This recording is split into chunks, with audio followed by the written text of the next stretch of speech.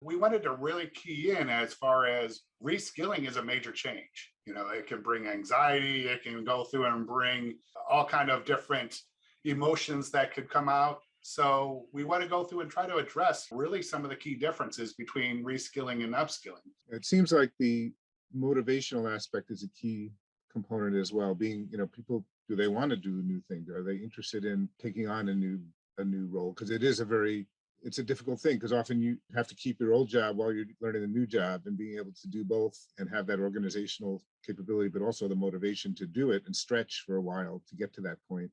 Seems like that's a really important. I come from things more on a highly technical arena. So, and I think Giovanni can speak to this because we have a needs assessment. We go out there and see what employee skills are, and then we see where the company's skills are lacking. So how do we bridge that gap?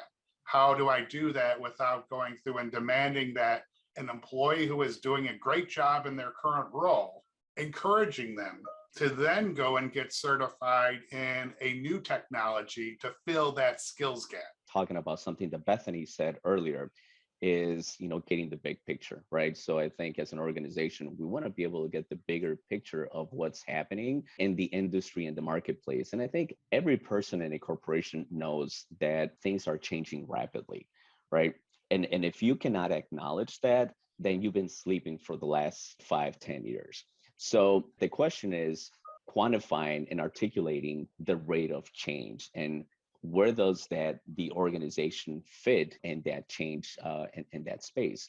So from our standpoint, once we understand and we get a bigger understanding and bigger picture of where the skills are and where the gaps are, then we can pivot, right, using data and share that data with our staff. So we're very open with that. We can say, look, we're really strong in electrical safety, right? But perhaps we're weak in machine guarding, and that's okay. So we're not saying that it's bad that we're weak in here. We're saying we're identifying an opportunity to get stronger in this area. Potentially, what we want to do here is talk about what are some of the anchors, right? Things that are preventing you and or your organization to move along in this journey. Also talk about what are some of those propellers, things that have worked. One of the things that we did that worked very well was we had a quarterly firm meeting that would go over where the business was and where things were going, kind of what future things might be on the horizon, and then a report on sort of if certain initiatives were underway, where they were, how they were going, kind of thing. Interesting, the obstacles, culture, and